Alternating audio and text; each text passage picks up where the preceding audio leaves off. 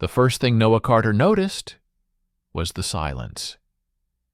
It wasn't the peaceful kind, the kind that settles on a house when both people feel safe and understood. No, this was the kind of silence that made the air feel heavy, like the walls themselves were waiting for something to break. And it didn't happen all at once. It seeped in quietly, almost politely, as if asking permission to stay. But it stayed. For months. Emma had once filled their little house on Willow Lane with warmth, laughter, and the faint scent of her vanilla hand cream. She used to meet Noah at the door after his shift at the manufacturing plant, brushing sawdust off his shoulders and asking about his day as though every detail mattered. She used to pull him in by the shirt and kiss him like the world outside didn't exist. But for the past 3 months, she barely looked at him. And 3 days ago, she had told him she was pregnant. The words still rang in his head like a dropped tool clattering on a concrete floor. Pregnant. 3 months without touching him. 3 months of pulling away from his hands, his lips, even his voice. And now she was expecting a child. Their child, she insisted. But Noah Carter had been fixing machines for 15 years. He knew the difference between things that made sense and things that didn't. This didn't. Not even close. He didn't raise his voice that morning. Didn't show anger. Didn't accuse. Instead, he simply nodded and kissed her on the forehead, the gesture as hollow as an empty toolbox, and told her they'd figure things out together. Then he put on his boots and went to work, pretending his bones weren't trembling beneath the denim and leather. But the seed of suspicion had been planted long before the pregnancy announcement, long before he admitted it even to himself. It started when she stopped meeting him at the door. At first, she said she was tired. Work was draining. She needed more sleep. She needed quiet. But tired people don't suddenly switch perfume scents and come home with freshly styled hair. Tired people don't change their outfit 3 times before running errands. Tired people don't linger outside in their car for 5 full minutes before entering the house. He had timed her. Once, then twice. Then he stopped pretending he wasn't keeping track. Her smile, when she gave it, was tight. Her dinners, when she made them, were cold. Her touches, when they existed, felt rehearsed. One night, after she went to bed early for the 5th time that week, Noah sat alone in the kitchen, staring at the untouched plate she'd left him. The steam had long stopped rising. The food felt like a metaphor, a warm promise, abandoned and forgotten. He tried to piece things together slowly, logically, the same way he approached a faulty machine. No emotions, no assumptions, just facts. And the first real fact arrived on a Thursday afternoon. He bent down to pick up Emma's laundry basket from the hallway and noticed a faint, sharp scent clinging to one of her sweaters. Not her perfume, not detergent. Something distinctly masculine, something expensive. Cologne. He sniffed it twice before placing the sweater back down, as if a third inhale might magically erase the scent. That same evening, he found a crumpled receipt from a beauty salon tucked into her coat pocket. Hair coloring, blowout, nail set, and a prepaid second appointment. Emma hadn't mentioned going to a salon in months. She told him she stopped because of budgeting.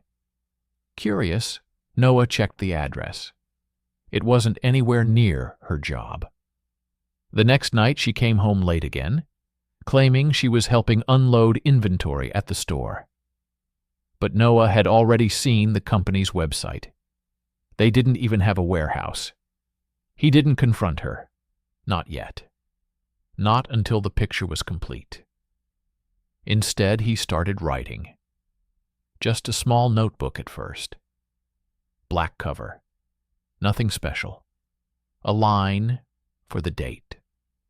A line for her explanation. A line for the inconsistencies. The notebook started empty. It didn't stay that way. The following week, Noah attempted a peace offering, a simple dinner at home. He cooked early, set the table with cloth napkins they rarely used, and lit the candles Emma liked. He found an online article about stress in relationships and tried to apply every piece of advice. Be gentle, initiate conversation, don't make assumptions. Emma walked in, glanced at the candles, and sighed. "Oh," she said, flatly, "you didn't have to do all this."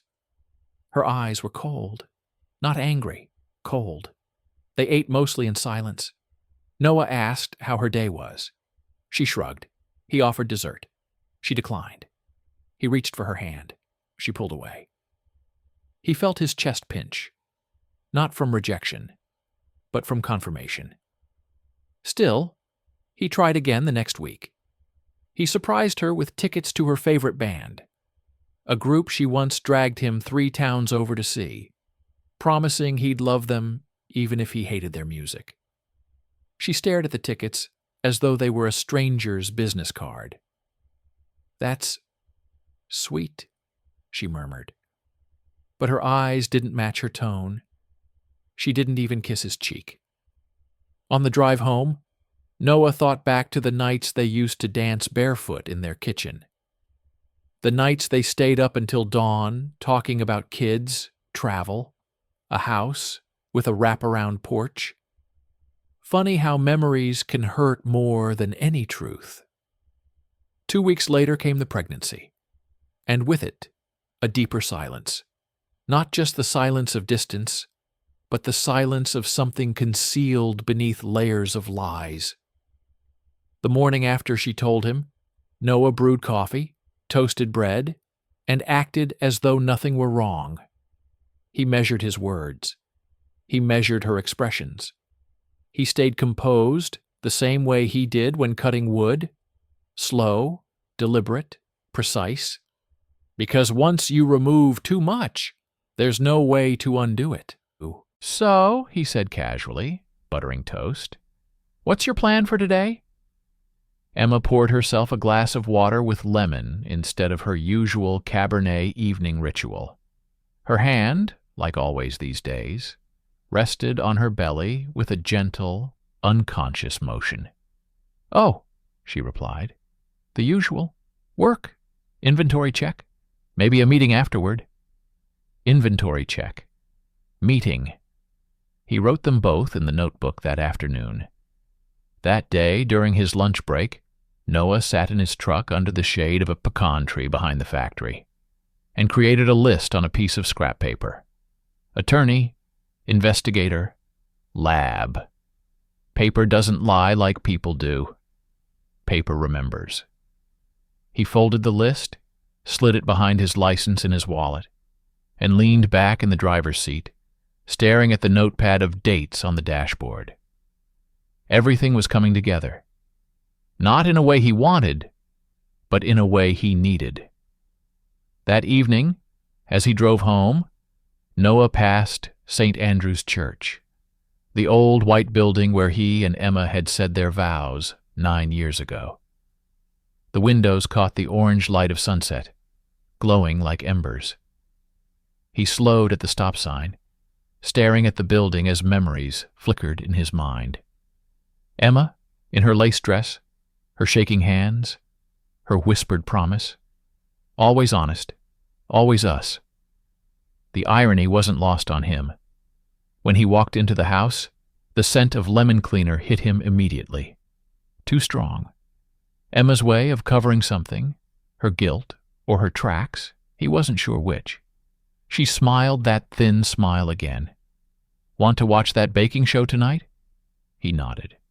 "Sure."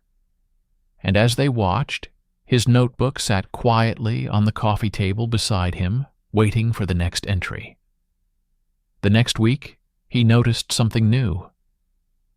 When Emma came home, she dropped her keys into the ceramic bowl by the door, except she never used that bowl before. It used to be just for spare change and old paper clips.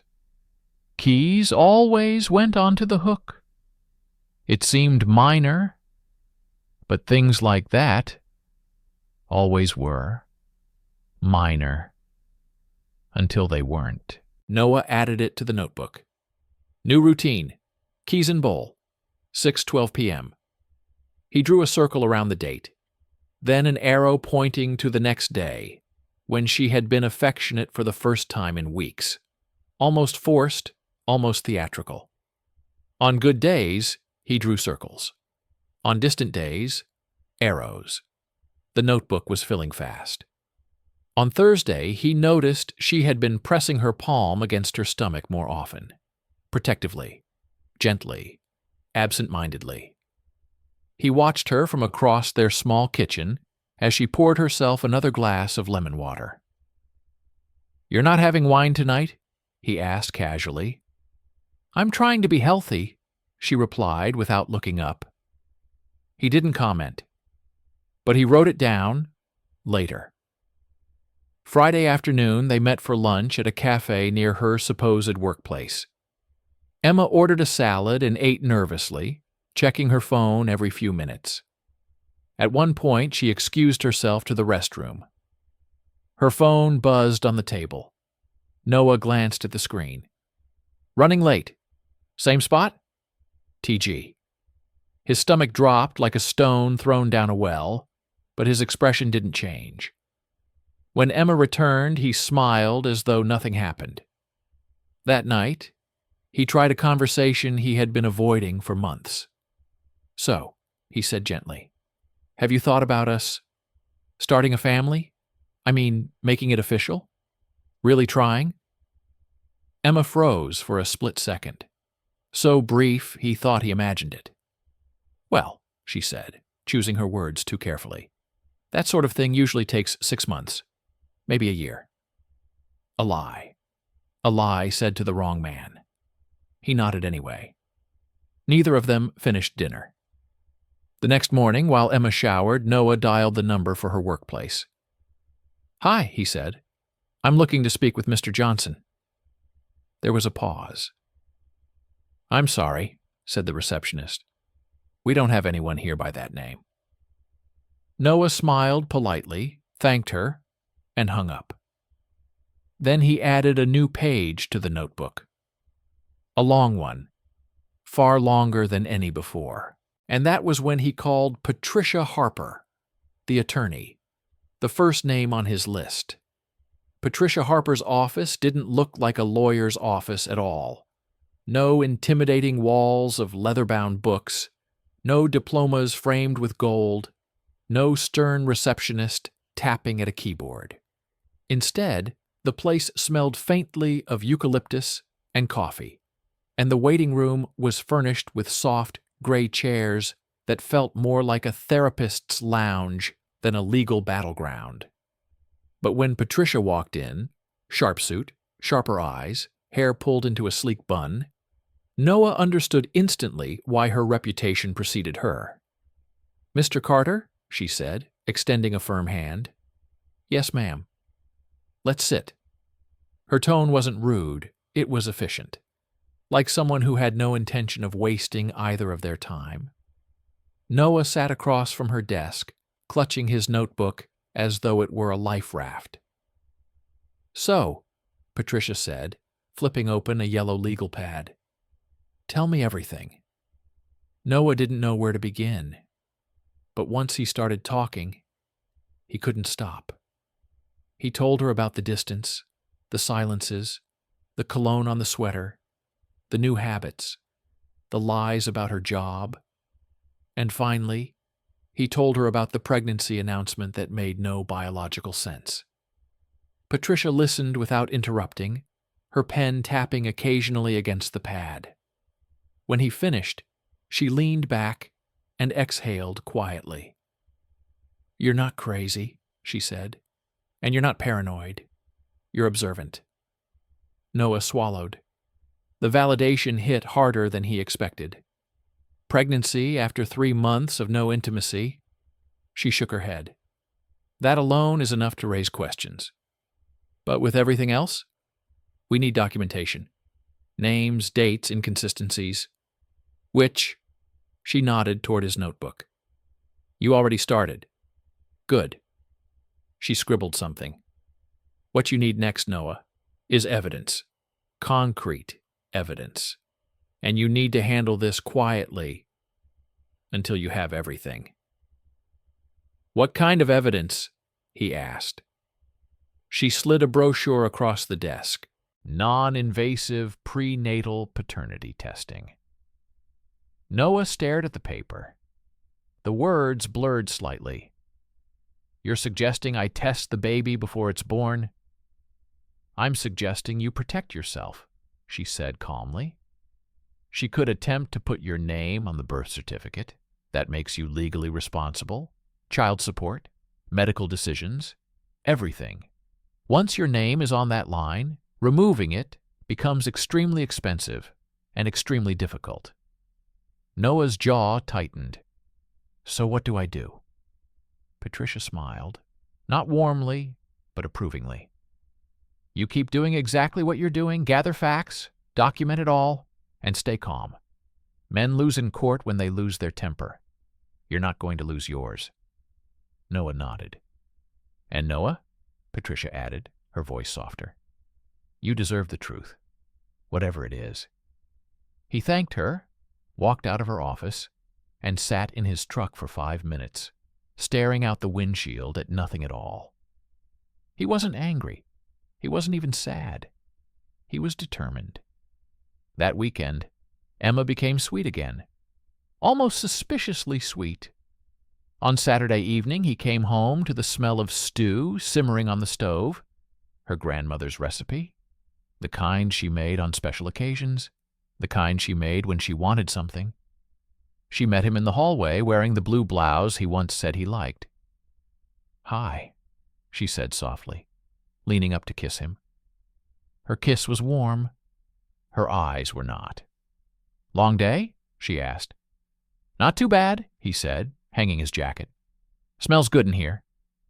She beamed, too brightly, and returned to the kitchen. At dinner, she talked about work, how things were looking up, how management was changing things around, how she would probably have more normal hours soon. Noah listened carefully.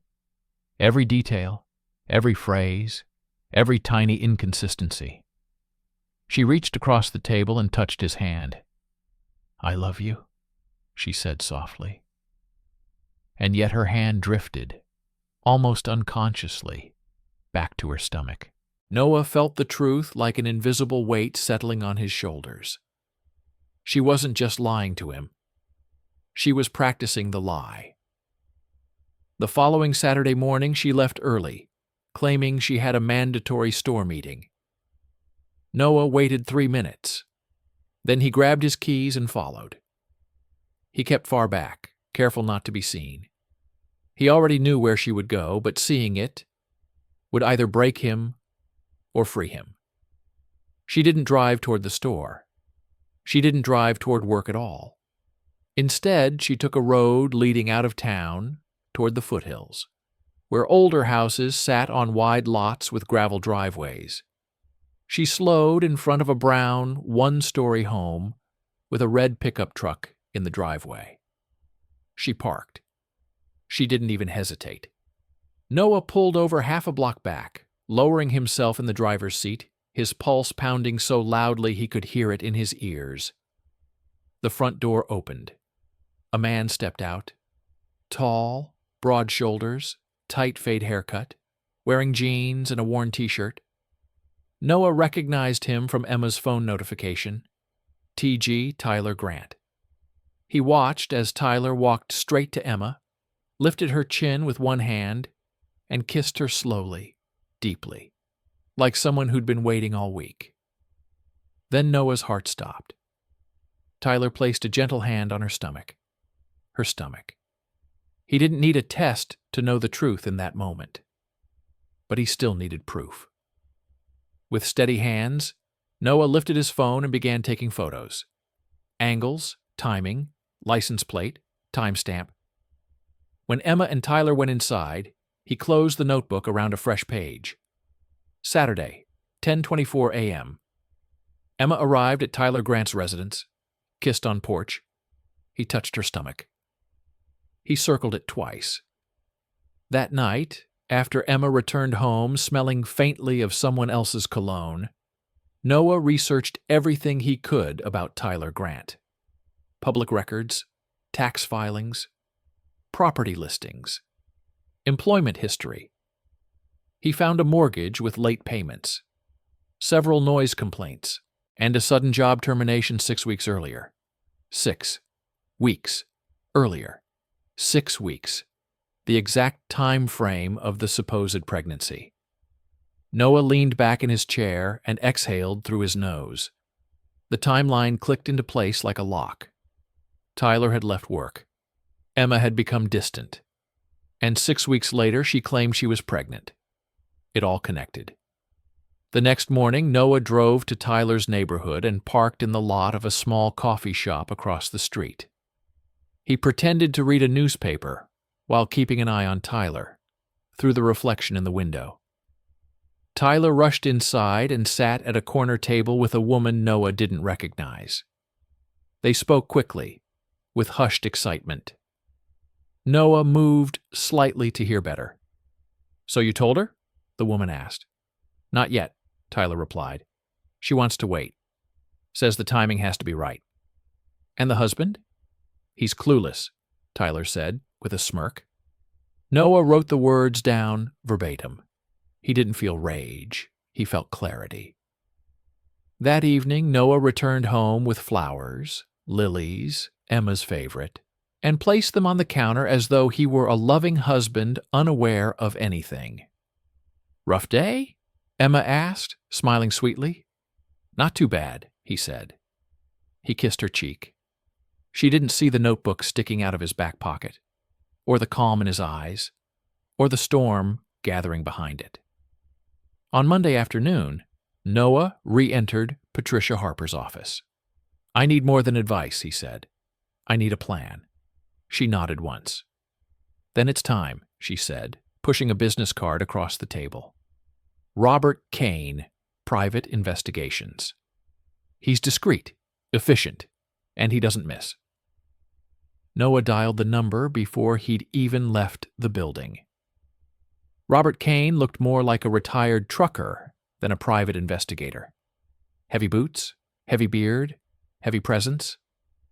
But when he spoke, it was with the precision of someone who had spent decades noticing details everyone else forgot existed. "Your wife?" he asked. "No," Noah replied. "The truth." Robert smiled faintly. "I can find that." He slid a small device across the table. A GPS tracker. "Put it on her car. I'll handle the rest." That night, under the cover of darkness, Noah crouched beside Emma's sedan and secured the tracker behind the rear bumper. His hands didn't shake. They were steady. Steadier than they had been in months. When he walked back inside, Emma was asleep on the couch, one hand resting on her stomach, the television casting flickering light across her face. Noah watched her for a moment, long enough to feel something inside him harden into resolve. Then he turned off the TV, covered her with a blanket, and went upstairs. The next morning, he set up the second part of Robert's plan. On the shared laptop, in their office nook, Noah installed a silent activity logger, something simple, unobtrusive, entirely legal for a household device. Each website, each message, each file printed or downloaded. He took screenshots, organized them, printed time-stamped records.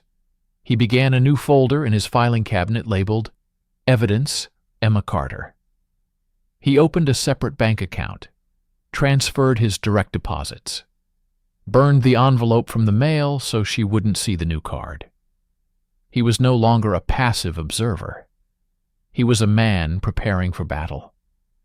3 days later, he drove to a quiet street where he could observe the small rental house Tyler had moved into. He studied the location, the neighbors, the lighting, the mailbox overflowing with past due bills. He took pictures of everything. Because Patricia had been clear, context wins cases. Judges care about patterns. Noah was building a pattern, piece by piece, lie by lie, day by day. On Thursday morning, his phone buzzed. A message from Robert. Got some preliminary info. Sending a file. Noah opened it. It contained Tyler's date of termination, his last employer's notes, records of late payments, a timeline of suspicious outings, vehicle registration, and a photo of Tyler in the arms of another woman outside a bar. Not Emma, another woman. Noah stared at the photo for a long time. Tyler wasn't just cheating with Emma. He was cheating on her too. Noah almost laughed. Almost. Instead, he simply added the photo to the growing folder labeled Evidence. That evening, Emma made dinner again. Rosemary chicken, mashed potatoes, cloth napkins, and candles that smelled like vanilla and fresh paint. She looked radiant, peaceful, almost relieved. "Noah," she said softly, "I have some great news." He swallowed a bite of chicken. "Yeah?" "My job," she said, smiling. "It's finally stabilizing. Hours will normalize. My manager said I'm doing great." Noah set his fork down. "That's good to hear," he said. She smiled wide, too wide. Her lies were starting to feel like performances. They always got worse before they collapsed. He asked questions. She gave vague answers. He memorized every one. Later that night, when she went to shower, Noah noted a new entry. Job improving. Unsupported claim. Matches pattern. Lies before major announcement. He didn't know the announcement would come just 2 days later. At a dinner he himself suggested. At a restaurant where the truth would finally stop hiding. At a table where he would bring everything.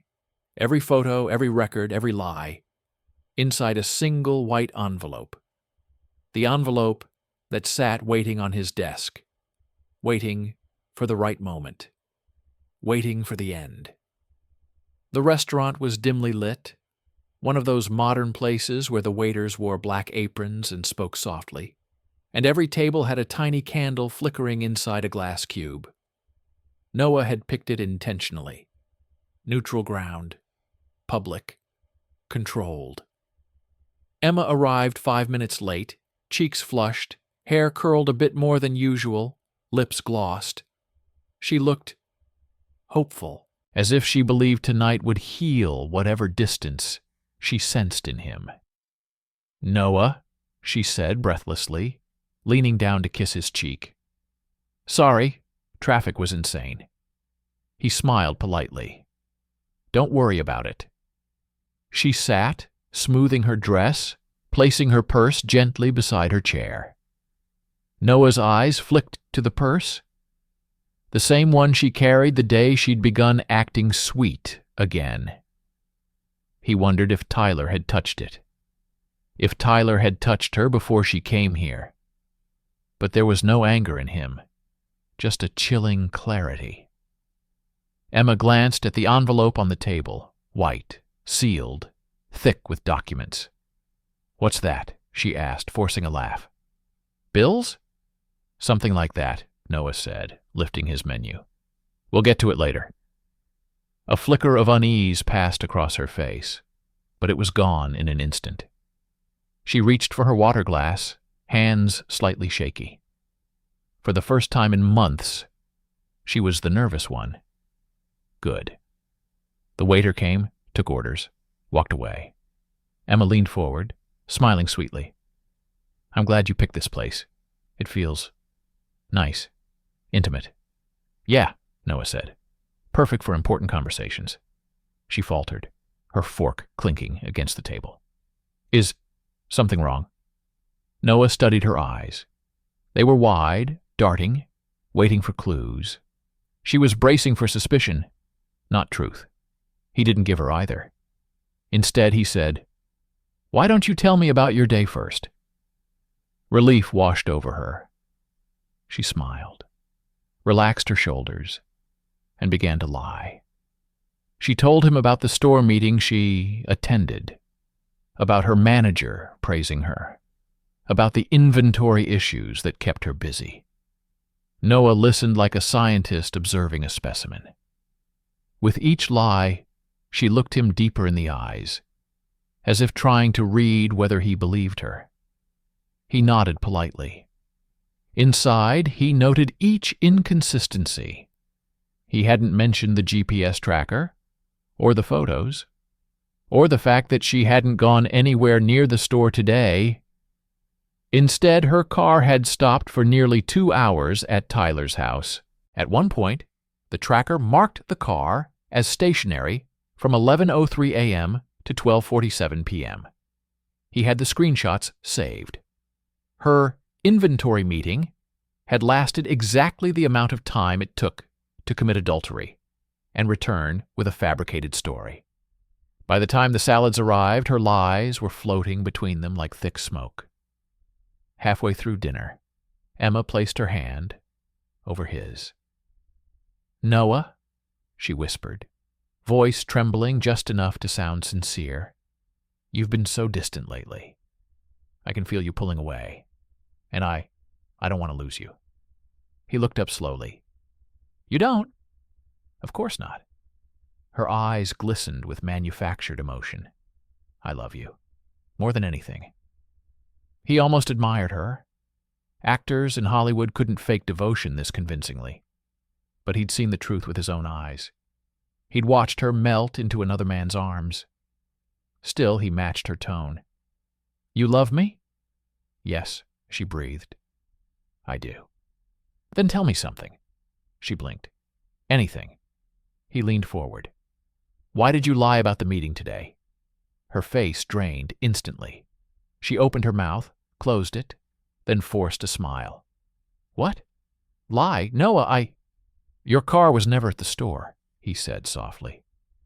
"Not even close." She froze. Her fingers tightened around her napkin. "How do you—" "Because I checked," he replied. "Because I needed to know if my wife was telling me the truth." Emma swallowed hard. "Noah, what are you implying?" He didn't answer. Instead, he slid the white envelope across the table. Her eyes widened. "What's this?" "Open it." "Noah, don't do this here," she whispered urgently. "Please, people are around." He tilted his head. "Exactly." With trembling hands, she opened the envelope and pulled out the first sheet. A photograph. Her. On Tyler's porch. His hands cupping her face. A kiss deep enough to erase any doubt. Emma's breath shattered. "No, this isn't— Noah, this isn't what it looks like." He handed her the next page. Another photo. Tyler touching her stomach, both of them smiling like they were expecting a child together. Emma's lip trembled. "No, please." Then he slid a paper with timestamps. GPS logs, location data, Robert's compiled records. Her tears fell onto the page. "Noah, I can explain," she whispered. "I'm listening," he said, voice calm enough to terrify any guilty person. "Explain." She wiped at her eyes. It wasn't like that. Tyler and we just talked. I was confused. I was emotional. You were distant." "I was distant," Noah repeated quietly, "because you were already cheating." She flinched. He slid one final document across the table, her medical record printout. The estimated conception date highlighted in yellow. 6 weeks. 6. Exactly the week Tyler lost his job. Emma stared at it as though it were a knife. "Noah, please, I love you." "You don't love me," he said. "You love the safety I provide. Tears streaked her mascara down her cheeks, dripping into her plate. "Noah, please, don't do this. We can fix it. We can talk to someone. Therapy." "There's no therapy," he said, standing slowly. "There's only truth now." She reached across the table, grabbing his hand so tightly her nails dug into his skin. "Noah, don't leave, please." He gently pulled his hand free, and then he said the sentence that made her collapse. "I already filed." Her breath stopped. Her shoulders shook. Her face twisted in horror. "Filed? Filed what?" "Divorce," he answered. The word hit her like a bullet. "No, Noah, no, please." Heads turned in the restaurant. A couple looked over. A server froze. Someone whispered. Emma covered her mouth with both hands as she sobbed uncontrollably, her shoulders shaking, her mascara streaking black lines across her face. "Noah, Noah, I'm pregnant." "No," he said coldly. "You're pregnant with his child. And I'm not playing father to another man's baby." She sucked in a sharp breath, as though he'd ripped the lie straight out of her throat. Her voice cracked. "What? What happens now?" He looked down at her. "For you? I don't know." Then he placed some cash on the table for the meal. "For me?" he said quietly as he turned to leave. "I'm finally free." Emma's sob echoed through the restaurant as he walked toward the exit. But he didn't look back, not even once. Outside, the night air felt colder, brighter, clearer. He stepped into it like a man reborn. What he didn't know yet was that the real revenge, the one she would never recover from, would begin the very next morning. The next morning, Noah woke before sunrise. The world outside was gray and quiet, the kind of silence that existed before storms, or after them. For the first time in months, his chest felt light.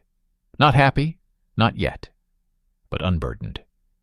He showered, shaved, put on a clean shirt, and brewed coffee he didn't even drink. His hands moved in calm, mechanical motions. His mind, however, was razor-sharp. Today was about finishing what he'd started. He picked up his phone, scrolled to Patricia's number, and pressed dial. She answered halfway through the first ring. "Noah?" "It's done," he said simply. There was no need for context. She knew exactly what it meant. "Good," she replied. "Then let's secure your future." By 9 a.m., Noah sat in Patricia's office again. She looked sharp as always, tailored blazer, precise hair, eyes that saw the truth beneath every word. She laid out a stack of documents like a general arranging battle plans. "Here's the petition," she said. "We're requesting temporary orders, protection of your assets, financial separation, and mandatory paternity testing." He nodded. "Emma will argue," Patricia continued. "She'll cry. She'll insist you're abandoning her. But facts win cases, Noah, and you have more than enough." She placed her hand on the folder. "And I'll handle the storm." For the first time, Noah exhaled in relief. He wasn't fighting alone anymore. When he returned home, Emma's car was gone. Inside, however, the house looked like a whirlwind had spun through it. Drawers half opened, shoes missing, 2 suitcases gone. She'd left the decorative throw pillows, the mixer they'd gotten as a wedding gift, even the expensive china. But the handmade quilt her mother knitted? Gone. And the blue dress she wore the day she smiled at Tyler like a brand new bride? Also gone. Noah walked through each room slowly, not mournfully, methodically, taking inventory of what was left of their life. Then he changed the lock code. He placed the spare key under a new brick in the backyard. And that was that. Their home, his home, became a clean slate. Around noon, His phone buzzed. Unknown number. He almost let it ring, but something told him to answer. Noah. The voice was male, tense, dry. Tyler. Noah didn't speak. You didn't have to do that to her, Tyler said. She was a mess last night. She hasn't stopped crying. Noah leaned against the counter. Good, he said. Silence. Then Tyler snapped, You think you won? You think you get to humiliate her like that? Noah cut him off. I didn't humiliate her. She did that herself. I understand, Noah said calmly. I understand enough to know this. Whatever you two planned, whatever fantasy you built, I'm done playing a part in it. There was a sharp breath on the line. You'll regret this, Tyler hissed. No, Noah replied, voice like steel. The only thing I regret is not seeing the truth sooner. He hung up, blocked the number, wrote down the time in his notebook. The storm wasn't over yet, but Noah now stood in the center of it without fear. 2 weeks passed, meetings with Patricia, digital records collected, financial accounts separated, his direct deposits rerouted, his days steady, predictable. Emma tried calling twice. He didn't answer. Then came the courts. A quiet room. A judge with silver hair. A clerk swearing them both in. Emma sat several chairs away, her cheeks pale, hands shaking. She wore a loose sweater that draped over her stomach like a shield. Noah didn't look at her. He focused on the documents, on facts, on truth. Patricia spoke clearly, concisely, professionally, her voice slicing through the air with legal precision. Tyler's involvement, GPS logs, photographs, medical dates, recorded lies, financial inconsistencies. Emma cried into a tissue. The judge nodded thoughtfully. When it was over, the orders were approved. Temporary separation, asset protection, mandatory paternity test. Emma sobbed harder. But Noah felt only relief, not triumph, not vengeance, just the simple release that comes with stepping out of a burning building. The next morning, a nurse at the clinic looked up from her clipboard. Mr. Carter, ready? He nodded, rolled up his sleeve, and signed the papers. The test was quick, precise, just like Noah preferred. 3 days later, a small white envelope awaited him in his mailbox. He carried it inside, sat at the kitchen table, stared at it for a long moment, then opened it. The first line answered everything. Probability of paternity, 0%. He didn't react, didn't punch the table, didn't break down. He simply nodded once, as if confirming a measurement he'd already taken. He took a photo of the page, sent it to Patricia, then leaned back in his chair and let the truth settle over him like clean air. He was free, officially, completely. No strings, no obligations, no guilt. The child wasn't his, the woman wasn't his, the future entirely his. Life after that unfolded slowly, but steadily upward. He sold the house, too many ghosts in the walls, and moved into a smaller, brighter place, closer to work. A condo with clean lines, wide windows, and no memories bleeding through the floorboards. Work promoted him. Floor manager. Better pay, better hours.